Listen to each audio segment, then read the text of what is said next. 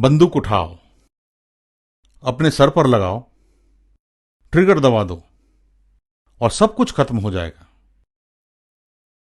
मैंने plane chit के खतरे पर भाषण खत्म ही किया था, तभी एक पुरोहित मेरे पास आए और उन्होंने कहा, काश इस घटना के घटने से पहले मेरी पत्नी ने आपको सुना होता।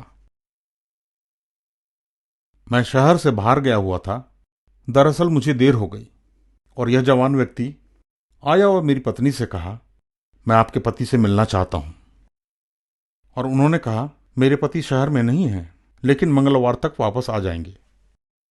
तब लड़के ने उनसे कहा, तब तक देर हो जाएगी, सोमवार को मैं मर जाऊंगा। और उन्होंने कहा, क्या मतलब है तुम्हारा, तुम सोमवार को मर जाओगे?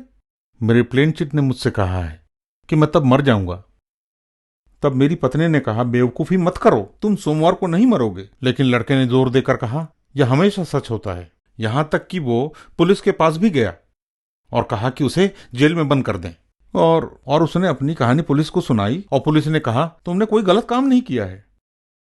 पुरोहित ने कहा, मैंने उसे सोमवार को देखा, मुर्दा घर में, वो मर गया था।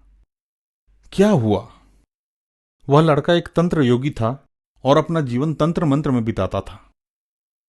क्या शैतान के पास सचमुच मारने की शक्ति होती है? नहीं, लेकिन आपके दिमाग में युक्ति डालने की शक्ति उसके पास जरूर है। और इस लड़के ने उसे एक भविष्यवाणी मान लिया था। शैतान एक झूठा है और एक हत्यारा है।